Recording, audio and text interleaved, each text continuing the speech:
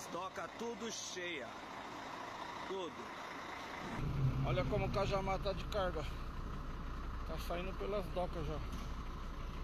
Ó.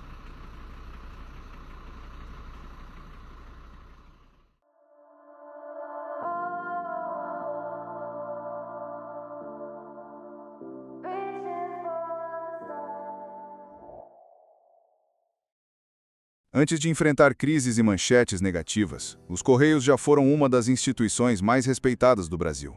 Pouca gente lembra, mas essa empresa estatal foi, por muitos anos, um verdadeiro orgulho nacional. Fundada ainda no período colonial, a história dos Correios se entrelaça com a própria construção do país. Mas foi em 1969, com a criação da Empresa Brasileira de Correios e Telégrafos, a famosa ECT, que a companhia ganhou autonomia e passou a operar com uma estrutura mais moderna, com visão empresarial. Com o tempo, os Correios se tornaram muito mais do que apenas uma empresa de entrega de cartas.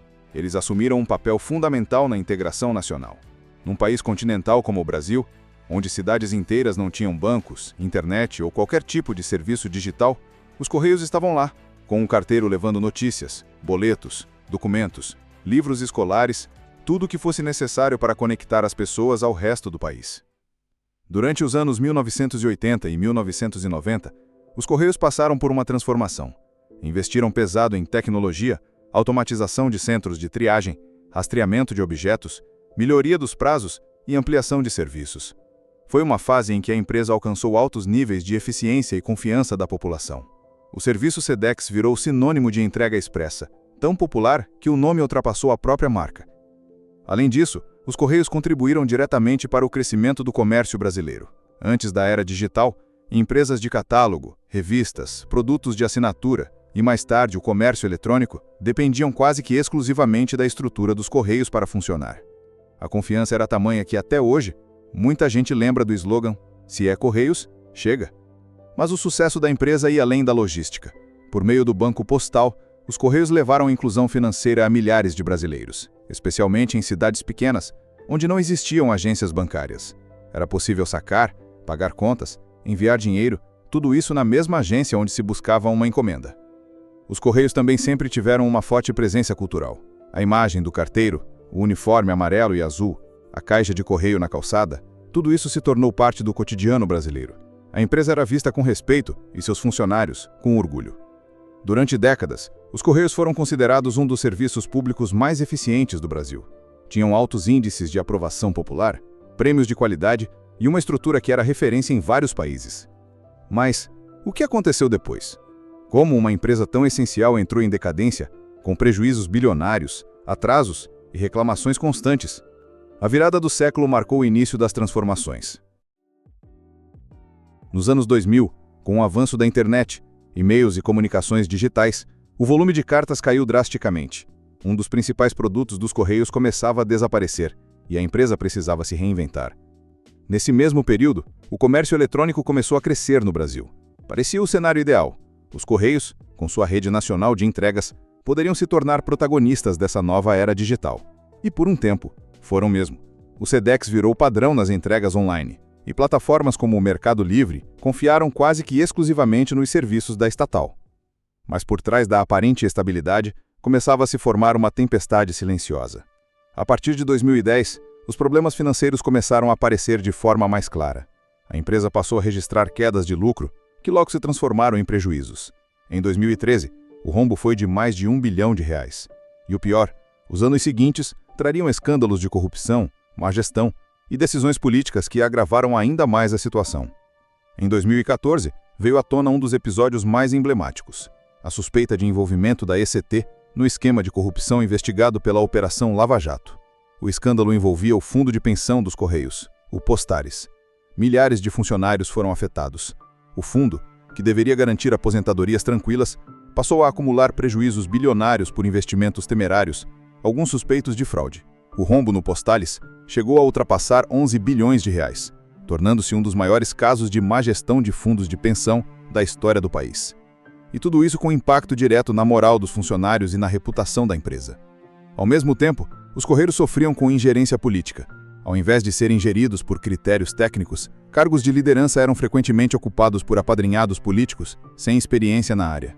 Com isso, decisões estratégicas passaram a atender interesses partidários e não o futuro da empresa. O resultado não demorou a aparecer: ineficiência, greves recorrentes, queda de qualidade no atendimento, fechamento de agências e atrasos constantes em entregas. A população, que antes via os Correios como exemplo de serviço público, passou a enxergar a estatal com desconfiança. A situação chegou a tal ponto que, em 2017, o governo iniciou um processo de estudos para privatizar os Correios. O discurso oficial era claro: a empresa precisava de investimentos e gestão moderna para sobreviver, algo que, segundo muitos analistas, não era mais possível sob o modelo estatal. Mas a privatização virou um tema polêmico. Sindicatos reagiram com força, movimentos populares acusaram tentativa de desmontar o serviço público e o debate se tornou político. Enquanto isso, a crise se aprofundava. Em 2020, com a pandemia, a situação ganhou novos contornos. A demanda por entregas disparou, impulsionada pelo e-commerce. Parecia uma nova chance para os Correios se reinventarem.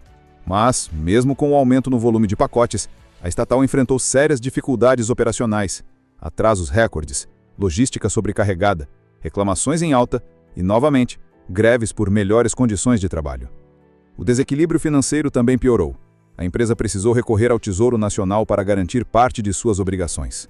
O Postales, ainda em crise, pressionava o caixa e os resultados negativos se acumulavam. Em 2021, o governo Bolsonaro intensificou os planos de privatização, chegando a aprovar o projeto na Câmara dos Deputados. No entanto, o projeto travou no Senado e não foi adiante. A polarização política impediu um debate técnico sobre o futuro da estatal e o impasse permaneceu. Nos bastidores, denúncias de corrupção continuaram surgindo.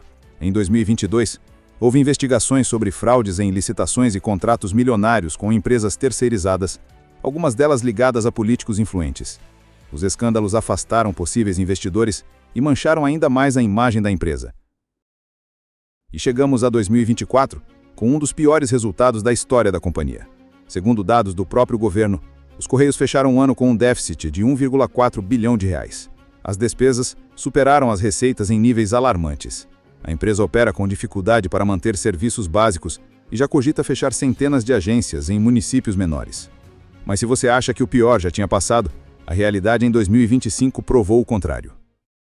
Neste ano, os Correios atingiram o maior déficit da sua história recente, 2,7 bilhões em prejuízo acumulado. O número alarmante foi confirmado por fontes internas da empresa e amplamente divulgado pela imprensa. Isso acendeu um alerta no governo federal, que agora precisa decidir o que fazer com uma estatal cada vez mais cara e menos eficiente. O impacto da crise também atingiu a cúpula da empresa. O presidente dos Correios, indicado por Lula em 2023, pediu demissão em meio à pressão política, insatisfação com os resultados e disputas internas de gestão. A saída foi vista como um sinal de esgotamento da atual estratégia, revelando a instabilidade dentro da estatal e a dificuldade de encontrar uma solução duradoura. Com a renúncia, o governo se vê pressionado a revisar seu plano para os Correios e, segundo especialistas, a privatização pode voltar à pauta mais cedo do que se imaginava. Enquanto isso, agências continuam sendo fechadas, funcionários relatam precarização das condições de trabalho, falta de pagamentos e datas para receber, e os serviços seguem perdendo espaço para empresas privadas como o Mercado Envios, Jadlog e outras gigantes da logística, que oferecem prazos mais curtos e maior confiabilidade. Especialistas apontam que a situação é insustentável a médio prazo. Ou a empresa passa por uma reestruturação profunda, com investimentos pesados e profissionalização da gestão, ou a privatização volta a ser o único caminho possível. E como acontece com toda estatal deficitária, quem paga a conta no final é a população. O rombo de 2,7 bilhões não fica apenas nos relatórios internos da empresa. Ele respinga diretamente no bolso do contribuinte. Seja através de repasses do Tesouro Nacional, seja por cortes em outras áreas do orçamento para cobrir os prejuízos, o custo da má gestão e dos escândalos acaba sendo diluído na conta dos brasileiros. A cada vez que os Correios recorrem ao governo para fechar as contas, esse dinheiro sai dos cofres públicos, dinheiro que poderia estar sendo investido em saúde, educação ou segurança. Ou seja, mesmo que você nunca mais envie uma carta ou receba uma encomenda, você já está pagando por esse prejuízo. Mas a pergunta que fica é: os Correios ainda têm salvação? Essa é uma resposta que divide economistas, políticos e até a população. De um lado, há quem defenda que a empresa ainda tem potencial para ser uma gigante.